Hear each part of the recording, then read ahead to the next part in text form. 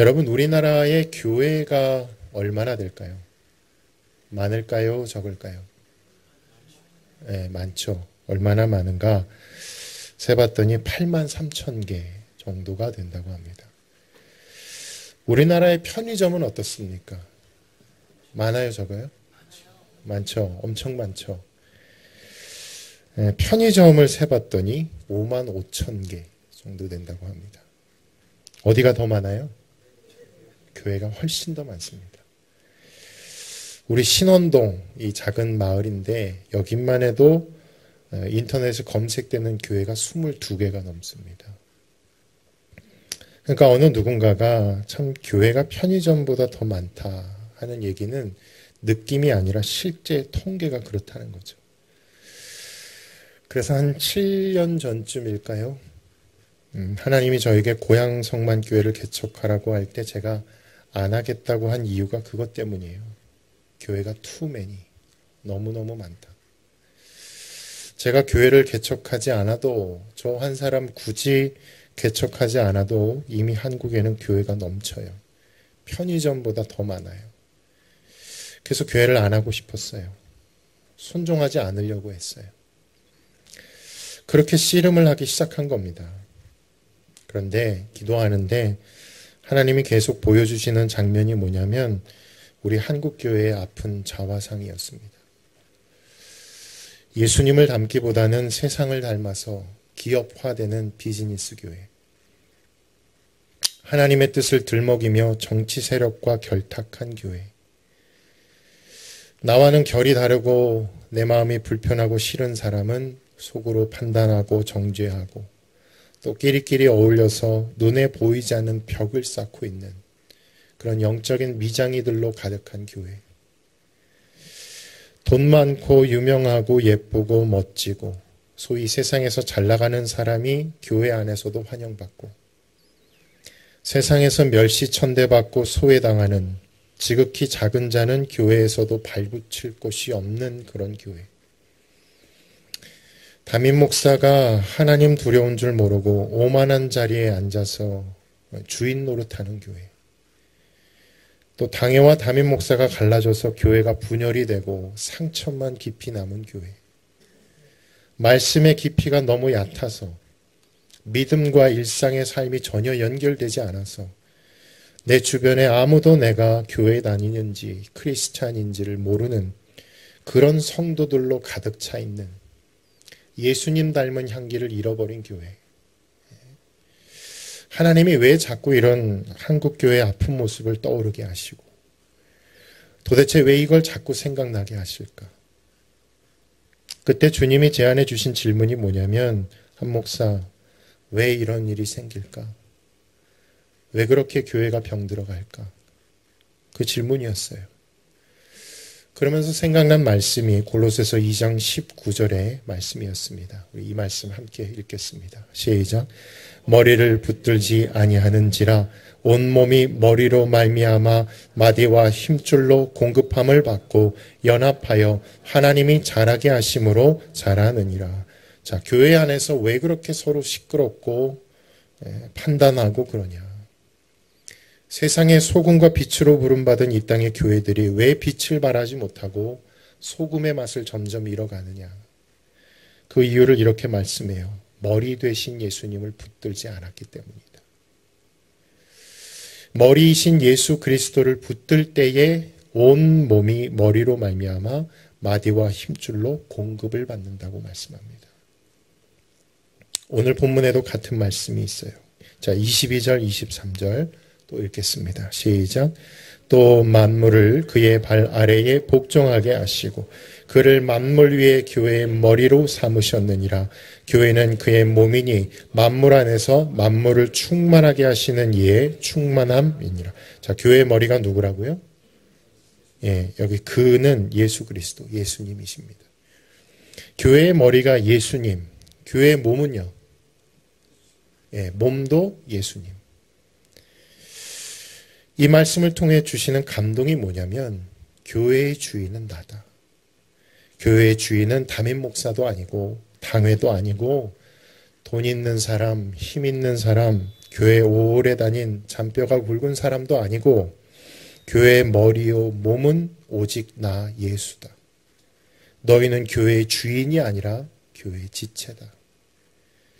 이것이 분명해야 그 믿음의 공동체 안에 은혜가 흘러갈 수 있고 사랑이 흘러갈 수 있고 성령의 역사가 나타나며 예수님 닮은 향기가 나는 것인데 오직 예수님만이 교회의 주인 되심을 세상에 보여주는 이 마지막 때에 그런 건강한 믿음의 공동체가 있었으면 좋겠다. 기도하는 중에 그런 마음을 저에게 주셨어요. 그래서 개척을 하게 된 것입니다. 여러분, 교회의 머리 되시는 예수님을 붙들어야 오늘도 내 삶의 마디마디마다 힘을 공급받고 하나님의 영광을 위해 살 수 있는 능력이 나오기 때문에 오늘도 이 예배 자리에 오신 줄로 믿습니다. 사람을 붙드는 것이 아니라 오직 머리 대신 예수님을 붙드는 것이 교회의 본질입니다. 그것이 신앙생활이에요. 그래서 우리 교회의 사명도 오직 한 가지, 오직 예수님만을 주인 삼는 교회가 되는 것. 그거 하나예요.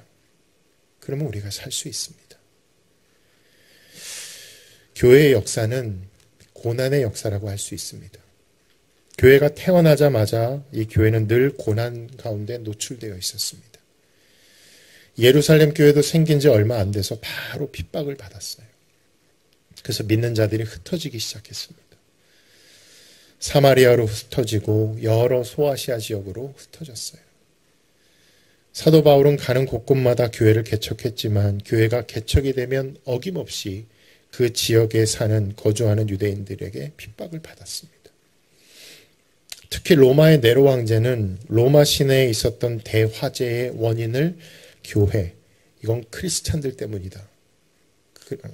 그로 인해서 수많은 교인들이 고통을 당하고 박해를 받았어요.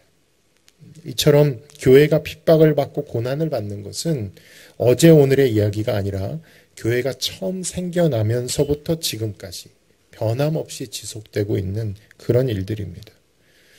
여러분, 교회에 무슨 칼이 있겠습니까? 창이 있겠습니까? 아니면 총이 있겠습니까? 예수님이 말씀하셨죠. 마태복음 26장 52절에 네 칼을 도로 칼집에 집어넣어라. 칼을 가지는 자는 칼로 망한다.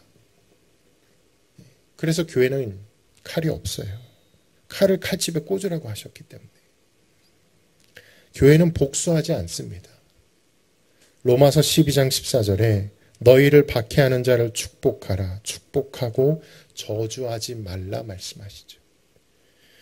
교회가 그렇게 어려움을 당하지만 오히려 교회를 핍박하면 핍박할수록 교회는 그 사람을 축복하며 기도해요. 그러니 교회는 세상의 입장에서 볼 때는 만만한 대상이 되는 겁니다. 원수들은 더욱 기고만장해져서 교회를 불태우기도 하고 교회를 폭파시키기도 합니다. 교회 지도자들을 사로잡아서 고문하기도 하고 참수하기도 하고 교회 안에 있는 성도들을 흩어뜨리는 일에 혈안이 되어 있는 거죠. 근데 참 놀라운 것은 교회는 늘 그렇게 거세고 사나운 바람을 만나지만 지나간 2000년 교회의 역사 속에 교회가 한 번도 부러진 적은 없다는 것입니다. 바람 앞에 등불처럼 오늘 꺼질까 내일 꺼질까 흔들리기는 했지만 그럴 때마다 교회의 심지는 또다시 불타오르고 또다시 불타오르고 그래서 여기까지 온 것입니다. 바로 이것이 교회의 힘입니다. 우리가 보석을 볼 때 여러분 보석이 커요, 작아요? 작죠. 크지는 않아요. 근데 보석의 가치가 뭐 차 한 대 값, 집 한 채 값, 막 그렇게 보석의 가치는 어마어마합니다. 교회가 꼭 그래요. 교회 자체만 보면 이 교회가 과연 될까? 허술하기가 짝이 없습니다. 세상에서 소위 잘 나가는 사업가 한 분이 계셨습니다.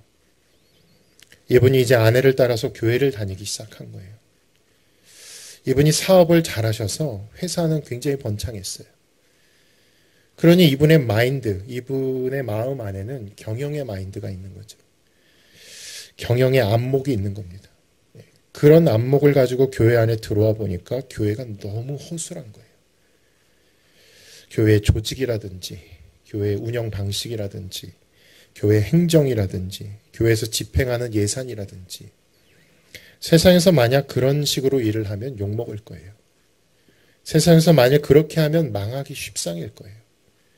근데 놀라운 것은 그렇게 세상적인 입장으로 봤을 때 교회가 참 허술하고 빈틈이 많은데 그 교회가 벌써 5년이나 되었다는 사실입니다. 2020년 코로나 팬데믹과 함께 교회를 개척하고 지금까지 오면서 교회 안과 밖으로 이 교회 망한다. 고향 성만교회 망한다는 얘기를 여러 번 들었습니다. 그분들이 그렇게 말할 때는 충분히 그럴만 했어요. 그분들이 그냥 그런 말을 뱉은 게 아니라 근거가 다 있었어요. 저도 그분들이 말한 대로 진짜 이 공동체가 심각하게 어려워지면 어떡하지? 잠을 못 이루기도 하고 여기저기 몸이 고장나서 병들어 눕기도 했습니다. 근데 벌써 5년, 햇수로 6년째가 됐어요. 누가 봐도 안 될 것 같은 교회가 많은 선교사님과 미자리 교회 목사님들 그리고 어려운 이웃을 섬기는 교회가 되었습니다. 어떻게 이렇게 된 걸까? 그 약한 교회가 어떻게 이렇게 서 있는 걸까? 이 교회의 위력, 이 교회의 힘, 예수님을 주인 삼는 교회의 힘은 어디서 오는 것일까? 오늘 설립 5주년을 맞아서 그걸 좀 나누고자 합니다. 자, 교회의 힘은 바꿔 말하면 성도의 힘이라고 말할 수 있습니다. 왜냐하면 교회는 성도 한 사람 한 사람이 교회이기 때문입니다.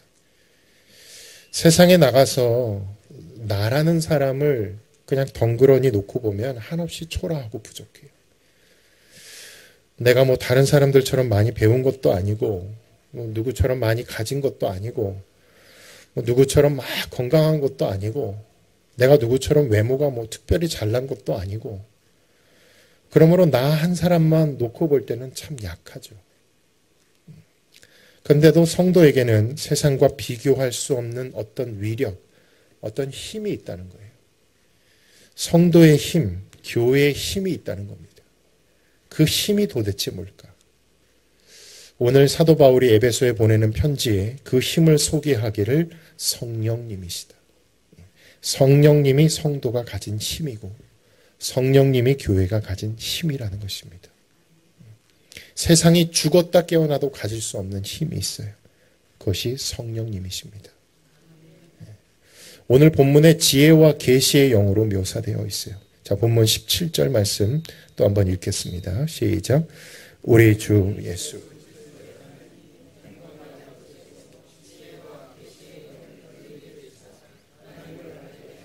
자, 이 지혜와 계시의 영이 뭘까요? 예, 바로 성령님이시죠. 교회가 어떻게 태어나게 됐습니까? 성령님 때문입니다. 오순절날 마가의 다락방에 성령이 임하시자 급하고 강한 바람처럼 불의 혀처럼 각 사람 위에 임하셨어요. 그리고 나서 예루살렘 교회가 시작이 된 거거든요. 그래서 종교개혁자들은 성령님을 교회의 어머니다라고 이야기를 합니다. 교회가 성령님을 통해 잉태되었고 성령님을 통해 출산되었기 때문에 그렇습니다. 모세와 이스라엘 백성들이 광야를 지날 때 소위 성막이 있었어요. 이 성막이라는 한자가 거룩할 성, 장막막입니다. 그러니까 성막이나 장막이나 별 차이 없어요. 장막은 영어로 텐트죠. 같은 장막, 같은 텐트인데 어떤 장막은 그냥 장막이 되고 어떤 장막은 성막이 되는 겁니다. 장막과 성막이 구분되는 결정적인 기준이 뭐냐면 언약궤가 있으면 성막이고요. 언약궤가 없으면 그냥 텐트예요. 언약궤가 있으면 장막이어도 성막이 되는 거고 언약궤가 없으면 제 아무리 성막이라고 홍보하고 떠들어도 장막일 뿐입니다. 왜 성도 한 사람 한 사람이 성전이 되는가? 교회가 되는가? 바로 저와 여러분 안에 성령님이 계시기 때문입니다. 성령님이 계시기 때문에 성도 한 사람 한 사람이 성전이 되는 거고 교회가 되는 것입니다. 언약궤가 있으면 교회가 되는 거고 언약궤가 없으면 그냥 육체일 뿐이에요. 세상에 사는 사람들, 아직 예수 그리스도를 알지 못하는 사람들, 그분들은 교회라고 부르지 않아요. 그분들도 육체를 입고 있고 나도 육체를 입고 있지만 그들의 육체는 교회가 아닙니다. 성전이 아니에요. 하지만 성도의 몸은 성전이라고 부르거든요. 왜냐하면 거기에는 세상 사람들의 육체와는 다른 뭔가가 들어있기 때문에. 언약궤가 들어있어요. 지혜와 계시의 영이 들어가 있어요. 세상이 죽었다 깨어나도 알 수 없는 성령님이 저와 여러분 안에 계심을 믿으시면 아멘 하시겠습니다. 네, 성령이 내 안에 계실 때, 성령이 내 안에 있을 때 성령님만 계시는 게 아니에요. 오직 성령이 너희에게 임하시면, 그 다음에 뭘 받는다 그래요? 권능을 받는다고 하죠. 권능. 두나미스, 권능을 받아요. 성령님이 내 안에 있다라는 것은 어떤 힘이 함께 한다는 겁니다. 성령의 두나미스, 성령의 권능, 성령의 파워가 나와 함께 하신다는 거예요. 그 힘이 어디서 드러나는가? 외향적인 것에서 드러나는 게 아닙니다. 그 힘은 내가 가지고 있는 지갑 안에 담겨있는 지폐 숫자에 담겨 있지도 않아요. 그 위력은 고난의 때에, 환난의 때에 그것을 버텨낼 수 있는, 그것을 인내할 수 있는 힘, 그때 그 힘이 나오는 거예요. 초대교회 성도들이 그렇게 매를 맞고 환난과 능욕을 당하고 흩어짐을 당했어도 낙타 털옷을 입고 사는 한이 있더라도 그들은 믿음을 지켜냅니다. 그렇게 약하신 분인데, 그렇게 쇠하신 분인데 그렇게 믿음을 지켜내세요. 그 힘이 어디서 나오는가? 그분이 뭘 많이 배워서 그런가? 아니면 많이 가져서 그런가? 저는 우리 고향 성만교회를 목회할 때 우리 성도님들의 삶의 자리를 볼 때에 정말 감동이 막 눈물이 날 만큼 밀려올 때가 있어요. 만일 내가 그 성도님의 자리에 있다면 나는 저분처럼 과연 생활할 수 있을까? 저렇게 어렵고 힘든데도 새벽마다 일어나서 기도하러 오세요. 저렇게 복잡하고 힘든데도 또 하나님 앞에 나와서 예배를 드리세요. 막 손을 들고 찬양하시고 눈물을 쏟아가며 기도하시고, 그렇게 힘들고 어려운데도 또 아버지 앞에 믿음으로 반응하며 나아갔던 지난 5년간 성도님들을 보면서 제가 받은 은혜가 얼마나 큰지 모르겠습니다. 야, 저분은 세상에서 뭘 많이 가져서 그런가? 아니면 뭔가 좀 이루어져서 그런가? 그분의 힘은 다른 데서 나오는 게 아니에요. 그분 안에 계시는 성령님께서 날마다 두나미스, 권능을 주시는 것입니다. 기도할 수 있는 권능, 하나님 앞에 담대히 나아갈 수 있는 권능, 예배할 수 있는 권능, 어려운 처지에도 불구하고 또다시 말씀을 붙들 수 있는 권능. 성령께서 순간순간 저와 여러분에게 그렇게 힘을 주시지 않았다면 우리가 이 고난의 때에, 이 어려운 때에 어떻게 또 교회에 나와서 믿음으로 반응하며 예배드릴 수 있겠습니까? 여러분, 다이아몬드는 크지 않죠. 다이아몬드. 하지만 다이아몬드의 가치가 어느 정도인지는 여러분도 다 아실 거라고 생각해요. 도대체 이 다이아몬드가 다른 보석과 다른 게 뭡니까? 바로 녹는 점이 달라요. 용융점이라고 하죠. 이 다이아몬드는 고압을 견뎌내요. 똑같은 온도인데 다른 보석들은 다 녹아버립니다. 형체를 알아보기 힘들 정도로 싹 다 녹아버려요. 그런데 다이아몬드만큼은 짱짱하게 버텨내더라는 거죠. 그래서 다이아몬드의 가치, 다이아몬드는 영원하다, 이런 캐치프레이즈가 가능한 것입니다. 어떤 압력도 이겨내는 거예요. 그렇게 비가 내리고 창수가 나고 바람이 불고 다 나가 떨어질 수 있는데 기어이 또 교회에 나오고 또 새벽을 깨워 기도하고 하루하루 얼마나 바쁘고 복잡한 중에도 또 유튜브 설교 방송을 찾아서 또 들으시고, 삶이 그렇게 고되고 힘든데도 그렇게 하나님의 은혜를 붙들려고 하는 그 힘은 도대체 어디서 오는 거죠? 세상이 이해하려야 이해할 수 없는 힘이죠. 그 힘은 내 안에 언약궤가 있으면, 내 안에 지혜와 계시의 영이 있으면, 예수로 나의 구주 삼으면, 주님이 저로 하여금 그렇게 복잡하고 힘든 일이 있는데도 또 하나님 앞에 나올 수 있는 두나미스. 이것이 성령의 힘인 것입니다. 교회는 역사 이래 한 번도 환난이나 어려움이나 시험으로부터 자유로운 적이 없었어요. 왜 이렇게 교회가 복잡할까? 교회는 늘 복잡했어요. 왜 이렇게 교회가 시끄러울까? 교회는 늘 시끄러웠어요. 그럼에도 불구하고 교회는 버텨왔습니다. 교회는 늘 유지되어 왔어요. 사람의 지혜가 탁월해서가 아닙니다. 그 교회가 가지고 있는 제도나 규칙이 섬세하고 정교해서도 아니에요.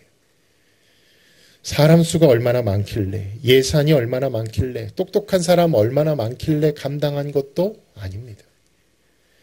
프로그램이 좋은가? 그렇지도 않아요. 이 교회의 진짜 힘은 눈에 보이는 제도나 프로그램에 있지 않습니다.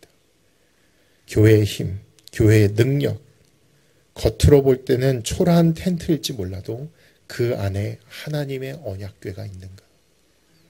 그 언약궤가 있기 때문에 모세가 이스라엘 백성들과 함께 광야를 지날 때에 그 성막 위에 여호와의 영광이 구름처럼 임하셨어요. 그 장막의 재질이 좋아서가 아니라 그 안에 담겨있는 하나님의 거룩한 언약궤가 있기 때문에 여호와의 영광의 임재가 함께 하신 줄로 믿습니다. 내 육체는 뜯어내면 하나도 잘난 게 없어요. 얼마나 부족하고 연약해요. 하지만 내 안에 성령이 계시고 이 성령님이 죽은 자를 3일 만에 살리신 부활의 능력으로 오늘도 내일도 저와 여러분에게 함께하고 계신 줄로 믿습니다.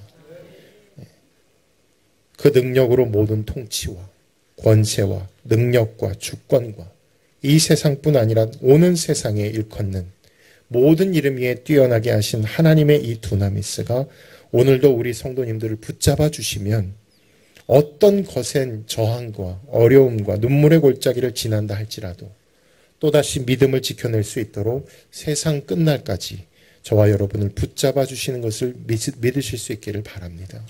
아멘. 이것이 힘이라는 거예요.